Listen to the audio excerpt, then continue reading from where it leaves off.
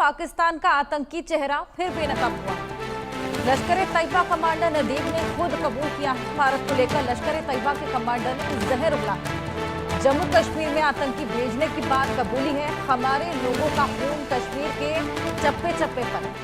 जम्मू कश्मीर के पहलगाम में 22 अप्रैल को हुए आतंकवादी हमले के बाद भारत ने पाकिस्तान के अंदर मौजूद आतंकी ठिकानों पर हमला किया था। उसके बाद पाकिस्तान तिलमिला उठा था और उसने कश्मीर में आतंकवादियों को भेजने के पीछे अपना हाथ होने से इनकार कर दिया था। पाकिस्तान ने कहा था कि भारत उस पर हमला करने का बहाना ढूंढने के लिए आरोप लगा रहा है।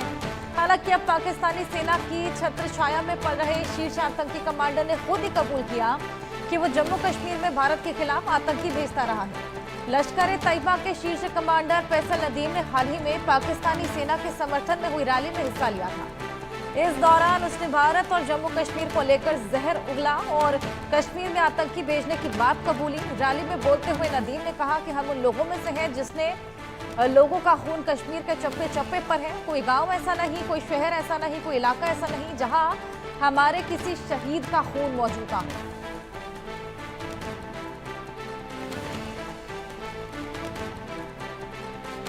हमारे साथ हमारे सहयोगी आदित्य वधावन जुड़ गए हैं, उनसे और जानकारी लेंगे। आदित्य, क्या और अपडेट इस पूरे मामले को लेकर? जी बिल्कुल हर्षा, अगर आप देखेंगे तो पाकिस्तान में आतंकी नदीम ने, जो लश्कर तैयबा का कमांडर है, इसने कबूला है कि पाकिस्तान से जो है आतंकी ये जम्मू कश्मीर में भेजता रहा है पाकिस्तान। और इसमें कोई नई बात नहीं है। हमने पहले भी ऐसा देखा है कि जितने भी आतंकवादी हैं पाकिस्तान में, वो ऐसे खुलेआम ऐसे जो है हेट स्पीचेस वाले जो है बयान देते हैं और उनको पूरा संरक्षण मिलता है आईएसआई और पाकिस्तान आदित्य, आर्मी मैं का। आपके पास वापस आऊंगी, क्या कुछ उन्होंने कहा है ये भी आपको सुनवाएं। याद रखे, याद रखे, याद रखे, हम उन लोगों में से हैं कि जिनके शहदा का खून कश्मीर के चप्पे चप्पे पर है। कोई गांव ऐसा नहीं, कोई शहर ऐसा नहीं, कोई इलाका ऐसा नहीं कि जहां पर हमारे किसी शहीद का खून मौजूद ना हो। इंशाअल्लाह ना इस खून से खुद पीछे हटेंगे और ना हुकूमतों को पीछे हटने देंगे। इंशाअल्लाह कश्मीर की आजादी तक, एक एक इंच की आजादी तक, श्रीनगर की आजादी तक, बारामूला की आजादी तक, अनंतनाग की आजादी तक, जम्मू की आजादी तक, इंशाअल्लाह ये काफिला पूरी रफ्तार से आगे बढ़ता रहेगा। कहे इंशाअल्लाह। तो आपको दिखाया किस तरीके से लश्कर तैयबा के कमांडर जहर उगलते नजर आए और एक बार फिर से पाकिस्तान का आतंकी चेहरा बेनकाब हुआ है। आदित्य, अपनी बात पूरी कीजिए। जी बिल्कुल, इस तरह के जो आतंकी हैं, चाहे लश्कर के कमांडर हो चाहे जैश के कमांडर हो, हमने पहले भी देखा है किस तरीके से वो ओपन खुले आम में पाकिस्तान में उन्हें छूट मिली हुई है। इस तरह के हेट स्पीचेस और भड़काऊ भाषण देते हैं और ये सारा जो इस तरह का टेररिज्म प्रोपोगेट होता है पाकिस्तान में, ये पाकिस्तानी पॉलिटिकल एस्टैब्लिशमेंट के सपोर्ट की वजह से होता है। और अभी एफएटीएफ ने भी, अगर हम देखें हर्षा, एफएटीएफ ने भी साफ बोला है कि पाकिस्तान बहुत करीब है ग्रे लिस्ट में दोबारा से जाने के लिए, क्योंकि जो टेरर फाइनेंसिंग का मनी है पाकिस्तान में कंटिन्यू हो रहा है वो हवाला के ट्रांजैक्शन से।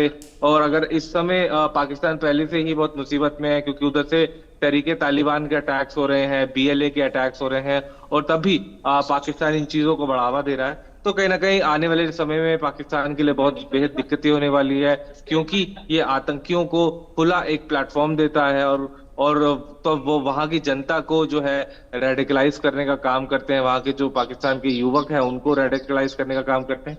तो कहीं ना कहीं पाकिस्तान के लिए अब बहुत ज्यादा मुश्किलें आगे बढ़ने वाली हैं, क्योंकि उनकी इकोनॉमी ऑलरेडी बहुत वीक है। अब देखना होगा हर्षा कि क्या इसका नतीजा निकल के आता है। क्या एफएटीएफ की जो उनकी पूरी स्ट्रिक्ट एक्शन है कितना पाकिस्तान के लिए घातक होता है, ये देखने वाली बात है। बिल्कुल आदित्य, जिस तरीके के हालात अभी पाकिस्तान के बने हुए हैं, इकोनॉमी चरमराई हुई है और कहीं ना कहीं विश्व पटल पर अब पाकिस्तान की छवि उजागर होने लगी है। किस तरीके से पाकिस्तान एक तरीके से आतंकिस्तान बन चला है और उसके बाद भी इस तरह की बयानबाजी, जहां पर कहीं ना कहीं एक तरीके से पूरा क्रेडिट ले लिया गया है कि पहलगाम का हमला हमने किया था, क्योंकि चप्पे चप्पे पर हमारे शहीदों का खून बहाया है।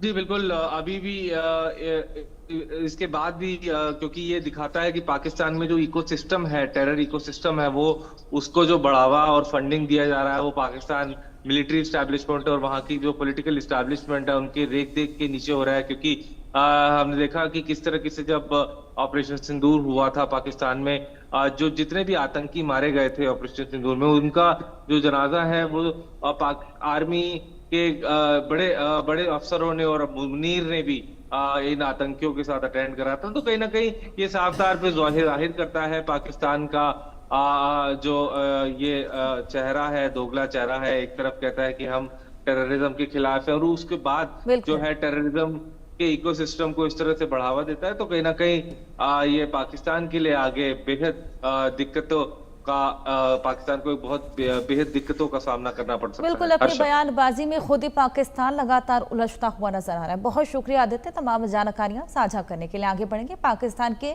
खैबर पख्तूनख्वा